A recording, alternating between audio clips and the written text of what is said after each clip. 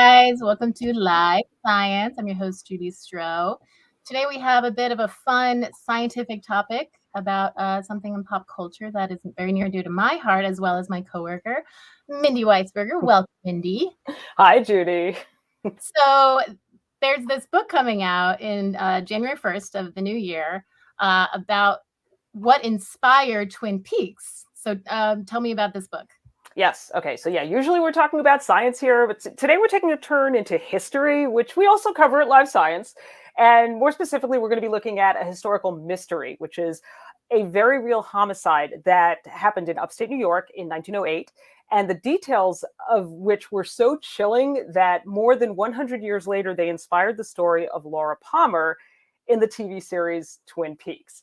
So like Laura Palmer, Hazel Drew was this she was an attractive young woman, and she was brutally murdered under very mysterious circumstances. And then the deeper that investigators probed into her story, just the more convoluted the mystery became. And so that unsolved and very, very cold case at this point is the subject of a new book called Murder at Teal's Pond, Hazel Drew and the Mystery That Inspired Twin Peaks. And with us today to talk about it are authors David Bushman and Mark Gibbons. David and Mark, Hello. Thanks for being here. Hi, Mindy. Thanks for having us. Yeah, hi. Thank you. That was a great summation, actually. Oh, thank you so much. Yeah. I'm flattered. So for everyone who's watching, if you have a question for David or Mark, you can drop it in the comments on Facebook or on YouTube, and we will try to get to as many as we can in just a little while. But to start off, maybe you guys could tell us a little bit about who was Hazel Drew and how did her story come to your attention in the first place? David? Sure. Hazel Drew that's one of the things about co-authoring a book is you never know whose turn it is to talk. But you can alternate. Hazel Drew was at the time of her death a 20-year-old woman who lived in Troy, New York, a city, a very thriving metropolis at the time, close to Albany, which is the state capital. And she was a domestic servant or housekeeper. The language of the time was domestic servant. She would take care of laundry and cleaning and things like that at people's houses. She had actually grown up in the country, relatively poor, and kind of went out on her own at the age of 14 and somehow wound up working for three very extremely powerful, politically connected people, two of whom ran for mayor and one of whom was the city engineer. And then under extremely mysterious circumstances, as you said, kind of quit her job one day for no reason that anybody is aware of, and it's like nobody had advanced. Even her closest friends didn't know she was going to do this. She just quit her job, and what was it, about little less than a week later, 4 days, I think. She quit her job on Monday. I think on Saturday, her body is found in a lake. She had been killed, struck with some sort of object in the back of the head. For some reason, nobody had reported her missing. Nobody knows what she was doing there in this wooded kind of area where there were, not a safe place for a woman to be at night, which is when she was last seen. So that's the outward story of Hazel Drew. There's also this kind of whole mysterious side that I'll let Mark talk about. Well, I guess what David's alluding to is that's kind of the intro. Who was Hazel Drew? Kind of like the first press reports, setting the scene. But as this case went on, and it was in the headlines for 2-3 weeks, 1908, late July 1908. All these other connections that Hazel had seemed to come into play as they tried to find, a motive.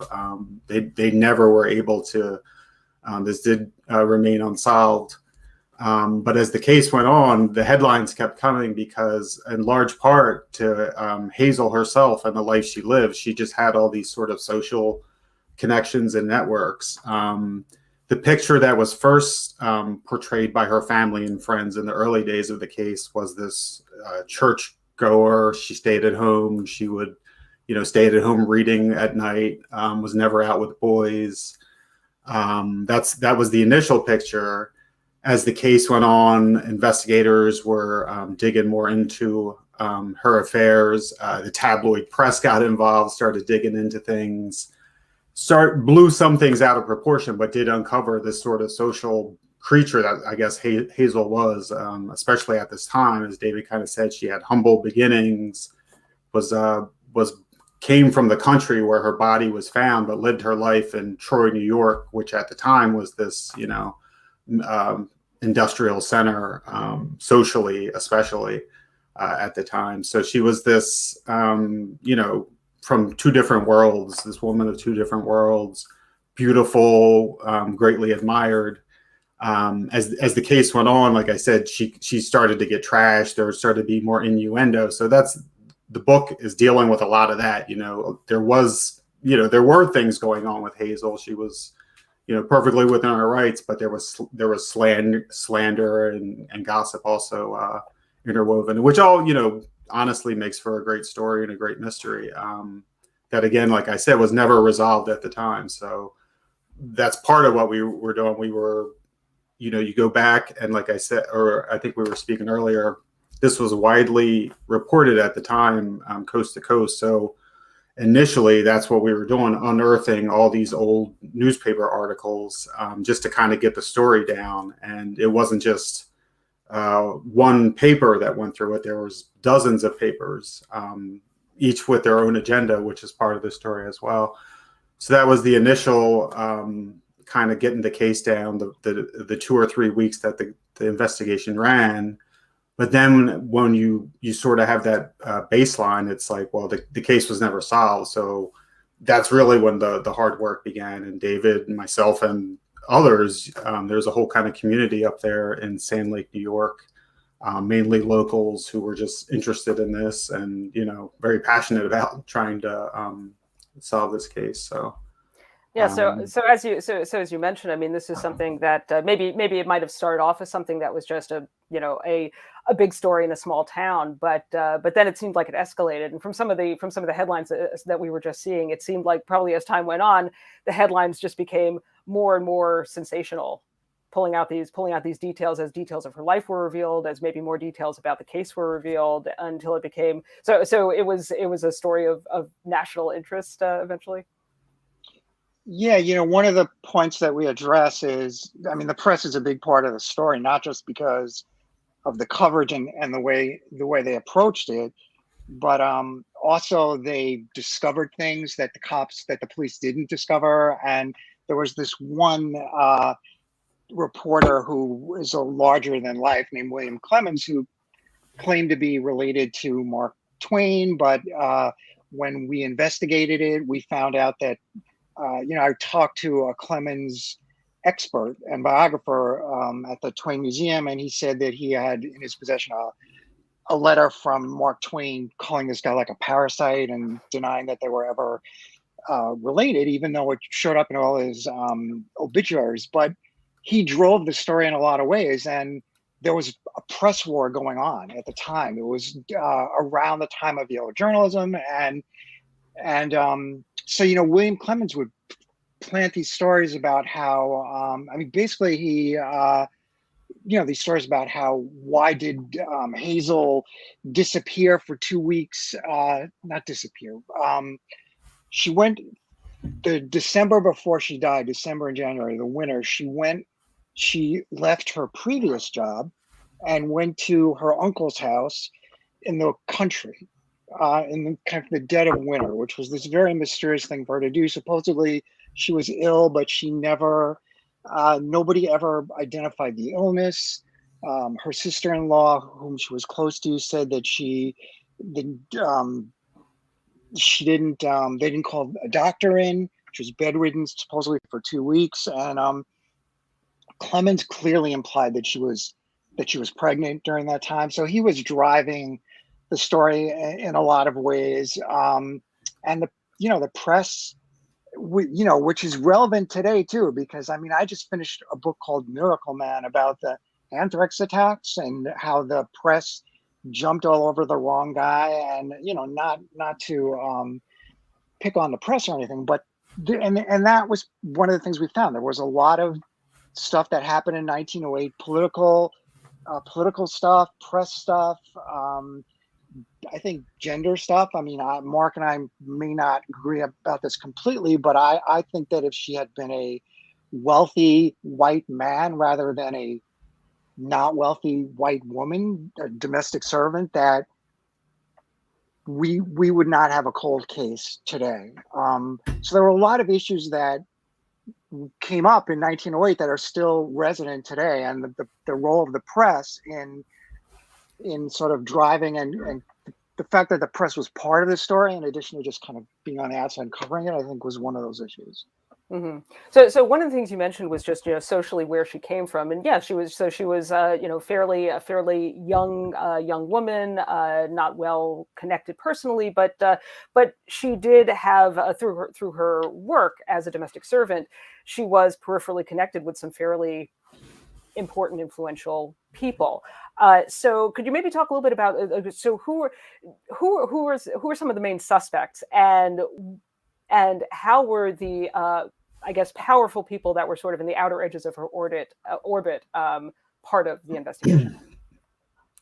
Yeah, so that's very interesting. Obviously, what I was just talking about, you want to get to these suspects. The suspects that, I kind of outlined it in two phases when we were doing research and just looking at the newspapers at the time.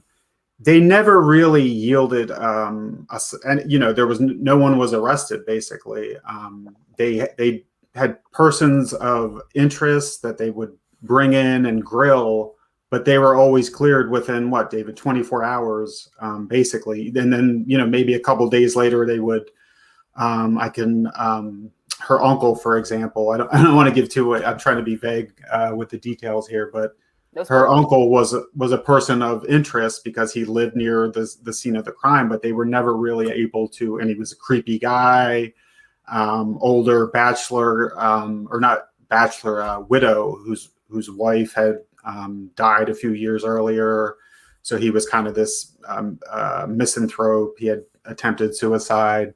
Seemed like the kind of guy who might do something like this to his niece, but they could never link anything. He didn't really have an alibi. He just said he was out on his porch smoking the night in question.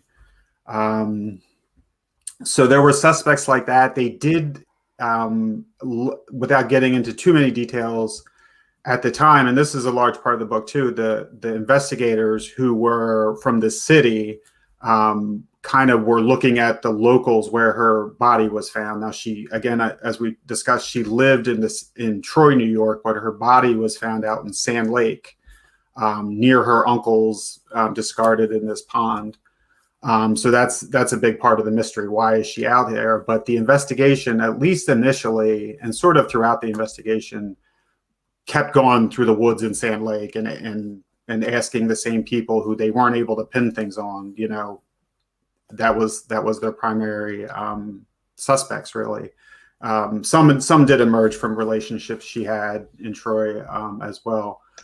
But the one area that was never really looked at, that it fell upon us to look at, was, as you mentioned, she had these connections, albeit she was working for these men, but she was in these households and beyond the headlines, just day to day, she lived with these people and their families. So who knows what was going on there? And really, the newspapers at the time, which I think would not be the same today, left these guys out of it pretty much. There was some quotes like, she was a good girl, that kind of thing. But in terms of them being suspects or being grilled, even, we saw no signs of that. So yeah, that we definitely spent a lot of time looking at the three employers she had. All were members of the local Republican Party in upstate New York at the time. Her first employer was Thomas Hislop, if you see him up there on the screen. I'm making sure I got this in the right order. Yeah, Hislop, he was the treasurer of Troy at the time. He would go on to run for mayor unsuccessfully. Kind of had some scandals going on also while Hazel was working for him.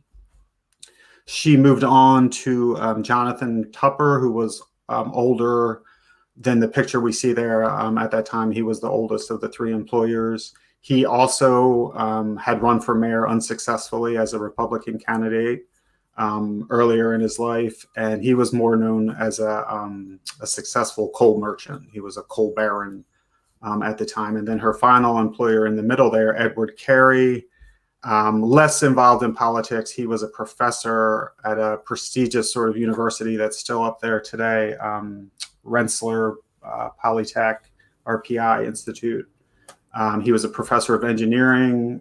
She was working there. She had been there less than a year when she died, but that's where she was. She quit, I think, as David had said, just one morning, a Monday morning after a 4th of July holiday weekend, just quit, just told Mrs. Carey, I'm basically done, and left. And then her body was found next Saturday. There were some sort of intermittent sightings of right after that, she went to go see her aunt, Minnie, to kind of, I think, exchange some stuff from the suitcase. And I think that was the last 100% verified, confirmed sighting. But then she was around town the next couple of days. And right before, her last known sighting would have been out in Sand Lake, where her body was found. A couple of the locals saw her out there. They were considered strong suspects as well, because one of them did know her previously from, again, she was a social creature and she had kind of friends everywhere, and she was out in Sand Lake in the summer sometimes and had made some friends that way. So I've lost the original question, but I'll pass it to you. She was actually, she quit her job at 10 o'clock on Monday morning. She went to her aunt. She told her aunt she was going across the Hudson River toward a Aviliad, which by every standard we can tell, and the cops could tell, she never did. Because the next time she was seen was in Union Station, which is with the train station in downtown Troy, which was a kind of like a red light district. But she was seen, as confirmed sighting there, she was seen by a friend going downstairs to board a train. The only train that was leaving at that time was going to, her friend says to her, "Where are you going?" Hazel says, "Down the river." The friend says, "Down the river, how far?" Hazel says, "To New York City." So the only train leaving at that time was for Albany. And like an hour later, she's seen back at Union Station again. So if she went to Albany, the only thing she could have done was maybe there was a little bit of time for something to happen in Albany. Nobody knows what. Hop on a train and come back to Troy. So she never went to Waterville yet, and she never went to New York City. So those are the kinds of things that happened that just just created this mystery. What was going on? Where was she going? And why was she telling people things that weren't true? Or were the people lying to the police for some reason? But she was also seen, this is another story about the press, she was seen the night of her murder, which was Tuesday, by two men on this secluded road in the woods who were going down into town from Taborton Mountain.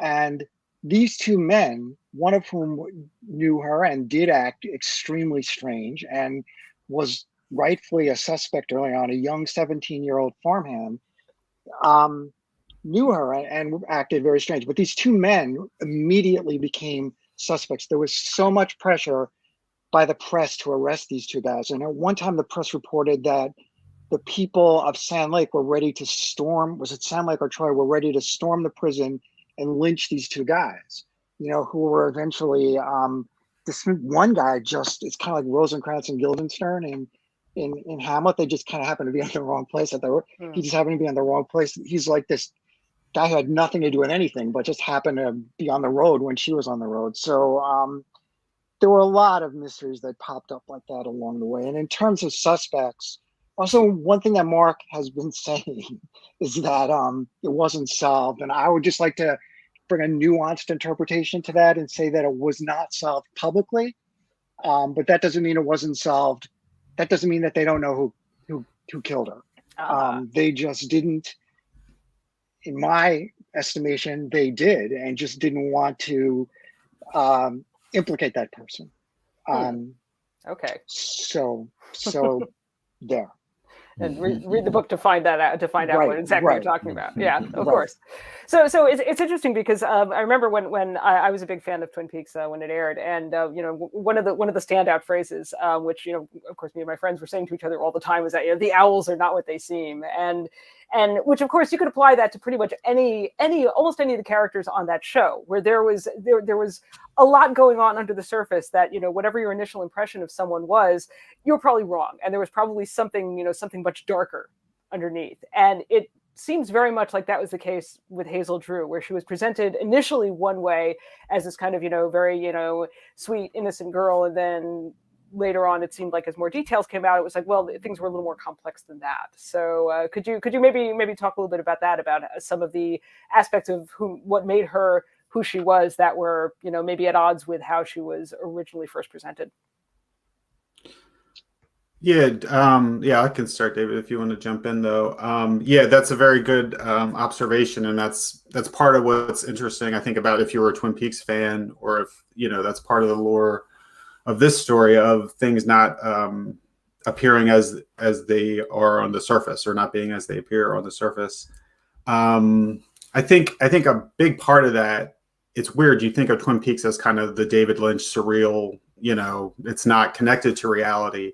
But in certain ways where they would show everyday things that aren't supposed to be on a TV show, or, things like that. And the characters themselves, even though, they're obviously sort of hyper real version of reality version of what I'm trying to get to here, is that's what real people are like in real life. We all just met a half hour ago, and we have perceptions of reality of each other right now. But, that's what 1% of what's going on with each of us.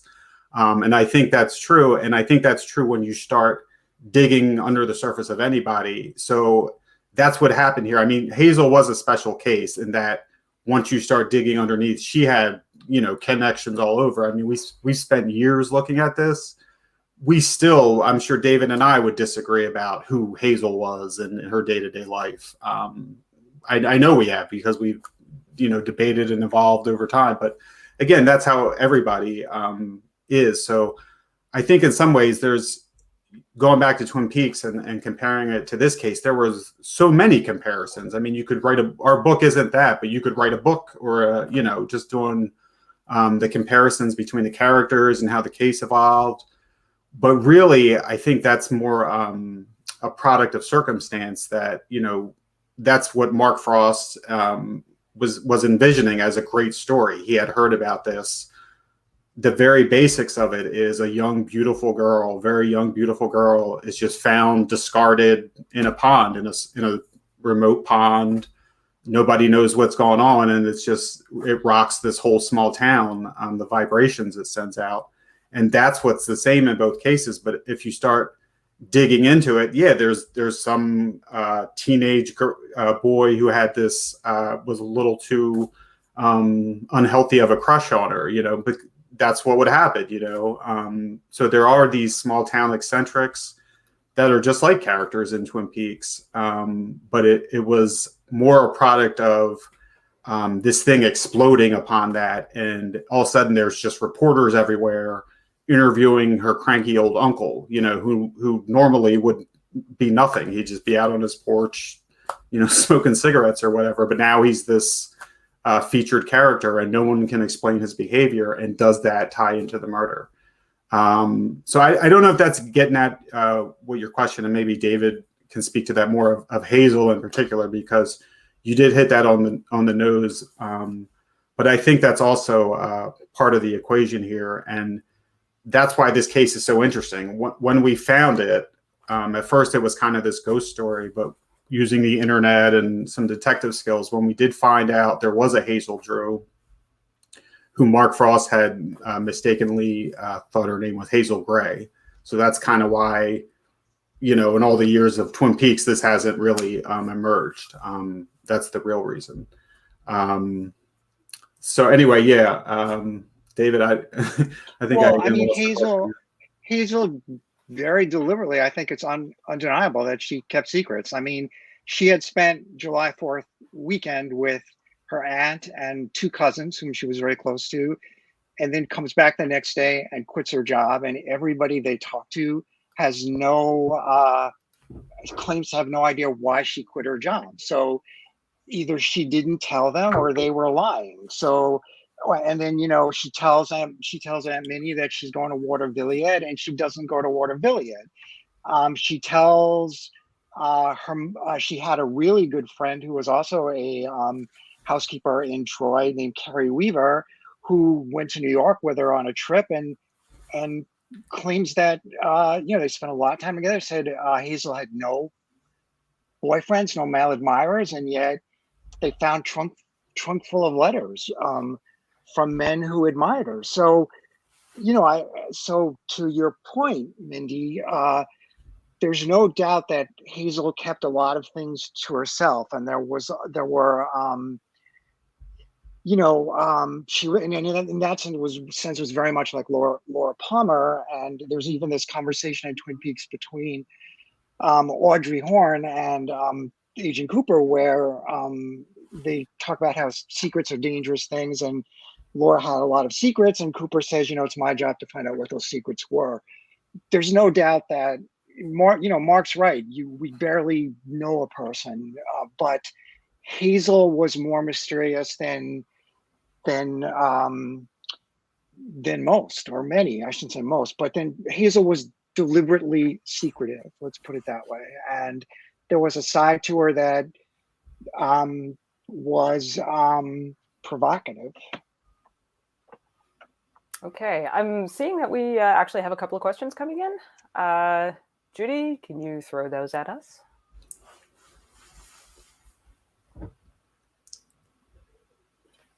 Oh, can you see what that is? Do I need to read that?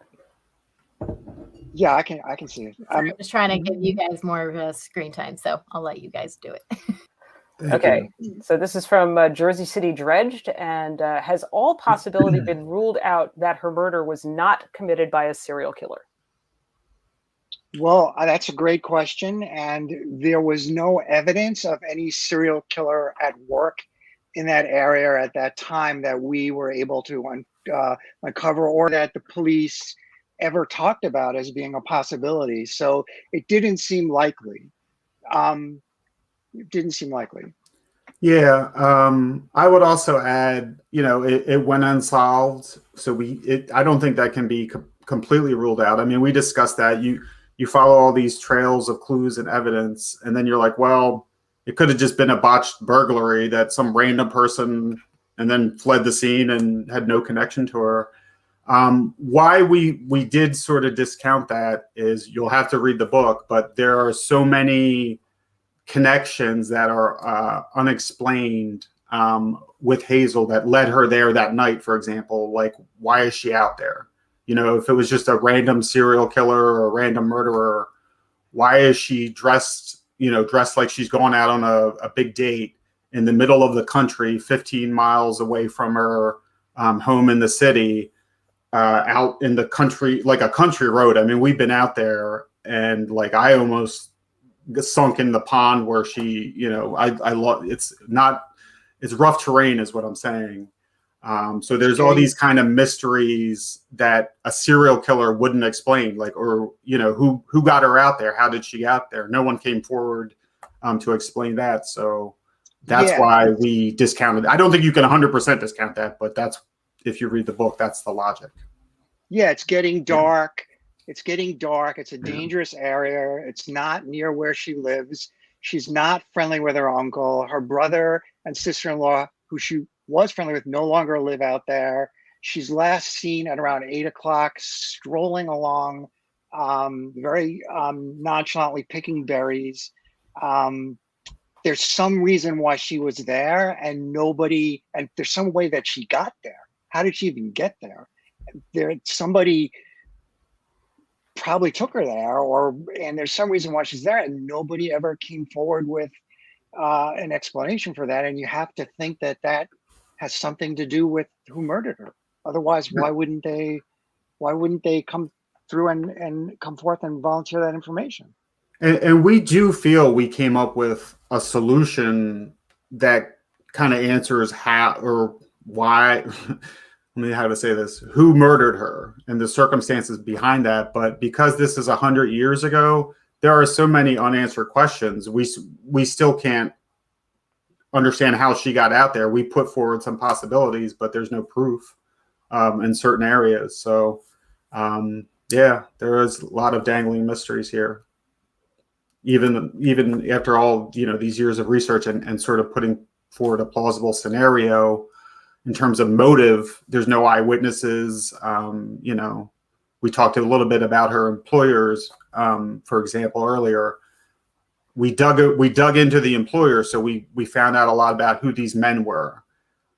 But what does that have to do with Hazel? That's nowhere in there, so you're just speculating that she's there. Did she see something? We put that all in there. And I think we were, very careful what's speculation versus this is pretty much facts here, and laid it all out there. And I think it's plausible what we came up with. Okay, I think we had one more question coming in. We do, and I really do hope that if anybody has any more questions, they will submit. But I did want to show this little shout out that it's fantastic screen would approve. So we really appreciate that, Sarah. And Good then a question from Facebook from Diana Whitcroft. Were the characters in Twin Peaks like Log Lady based off actual townspeople or anyone involved in real life case? Do you know? I can address that. I mean, I don't want to. The answer is not the Log Lady, because the Log Lady was a character whom David Lynch and the actress Catherine Coulson had created sort of in their minds, and between the two of them many years earlier. Catherine Coulson had worked with David Lynch on a number of projects, and David Lynch had sort of come up, I think it was Lynch rather than Catherine Coulson, but I could be wrong, who had come up with this idea for this character, and one day wanting to do a project with the Log Lady. But Mark Frost, who was David Lynch's co-creator, and in my opinion and he wrote the foreword to our book as well, and he's a brilliant guy, and I think he doesn't get the credit he deserves for his contributions to Twin Peaks. But he would summer as a young boy, he and his brother Scott, who also wrote for Twin Peaks, they would summer every year in Sand Lake, which was where the body was found, because their grandmother owned a house there right in the Taborton Mountains. And so he was exposed to these kind of quirky small town life, and these people who lived there every summer for years. And there's no doubt that influenced the creation of some of the characters in Twin Peaks, and some of the Sand Lake was an old lumber town like Twin Peaks was. So I think it had a lot of sort of indirect influences rather than saying it was responsible for any one specific character. But again, a really good question. Yeah, it's weird if you just read the book, without researching it, you probably would think that Mark Frost did pick up a lot of the characters, because there wasn't a woman going around carrying a log or anything like that. But again, I think it's just kind of the circumstances of small town America. There's just kind of these quirky characters. I mean, David and I have been up there numerous times, and there's modern day equivalents of just kind of these off the beaten path sorts. So I think it's just that Mark Frost tapped into that vibe, but he didn't heavily research this case. I think he basically had heard heard of it as a child, as a ghost story, and later on did confirm its existence, that it was real. I think he was in the city hall at some point, but he kind of stopped there. And then later, I could be jumbling this timeline a little bit, but later, when he's meeting with David Lynch and they're coming up with ideas, he was inspired by it. So I think that's how that all came out. So cool. Okay, well, just one last question before we let you go. So I'm curious, as you were doing all this research, as you were following up on things that you had already heard about, digging up new clues, how many times did you change your mind during the course of the process about who killed Hazel Drew? Or was it just clear from the beginning who did it? No, not at all. We didn't even the person we think committed the crime, we didn't even know that person existed in the beginning of the when we first started it. So be careful, David. Be careful. Yeah. No, when we first started looking into it, that's all I'm saying. But that is a really good question. Did we ever think it was somebody else? I mean, I think there's all these things like, yeah, I would say we did. I mean, like Mark sort of hinted at, two of her previous employers were involved in pretty significant political scandals when she worked for them. And there was the possibility, in my mind anyway, that she had been murdered to keep that quiet, that she knew more than, and I'm not saying that that's the trouble. Like, I don't want to but be careful. I'm just saying other, go ahead, Mark, before I say. I would say, David, and I don't know, we didn't focus on that really for a long time. It was so much getting some facts down in a way. But I would say, so very early on, I really didn't have somebody in mind. I kind of had the story element more, there was two sides to the research too. It was capturing this great story, but then it was, no one solved it though. We have to go to find other things, using all kinds of tools, old newspapers, ancestry.com. It got pretty in depth in terms of the solution side. So I think at first it wasn't crystallized, and maybe like the investigators kind of eliminated suspects as you went along. I don't want to mention any names because then we'll start doing that. But some of the people who either had means or motive, that made the headlines, that were nearly arrested. I think there was one newspaper that even said, killers found at some point. More than one. More than one. But the more you looked into it, you ended up clearing people. So I think, like we were discussing earlier, then it was this other side, like her employers weren't covered. We knew all about Frank Smith, the farmhand who saw her last, but the three people she lived with for the last 4 or 5 years were just, barely even touched upon. They're not interviewed, or, their careers or nothing are discussed. So we had to do a lot of that. And I think that's when we started to see maybe some theories. And there was one, I'll say this, I guess, if you remember this, David. At one point, one of the employers, I was heavily leaning forward, and later discounted him. So one of them did not kill her. I will put it like that, I guess. And there were a few things that pointed me in that direction. But as we followed other things up, nothing else came of it. So the solution that we did come up with, it's pretty, there's facts supporting it. It's not just like, oh, there was a scandal going on, so maybe this guy killed her. It's a pretty good, tight argument, I feel. It doesn't answer everything, but what it does answer, I think it lays it out pretty good. Go ahead, Dave. Also, we had a bunch of people helping us with research on the legs on the ground in that area, one being Mark Marshall and another being Bob Moore. And they would come to us constantly they were saying this person did it or that person did it, and they were always changing their minds. But even just last week, we got an email from Bob saying they had gone to visit a psychic, and the psychic had told them who did it, and not the person we believe did it. So there were a lot of different theories going around, and it's definitely incredible amount of fun to immerse yourself in another time, another place, another world, and this incredibly compelling mystery. And I think I've said before that I sort of miss being there, especially as real life gets kind of so crazy, So we were just totally immersed in it, and new things were coming up all the time. So the answer is, Mindy, is definitely yes. We went through a lot of different mindsets. Yeah, the trips we would take up there, yeah, they were great. It was like fun.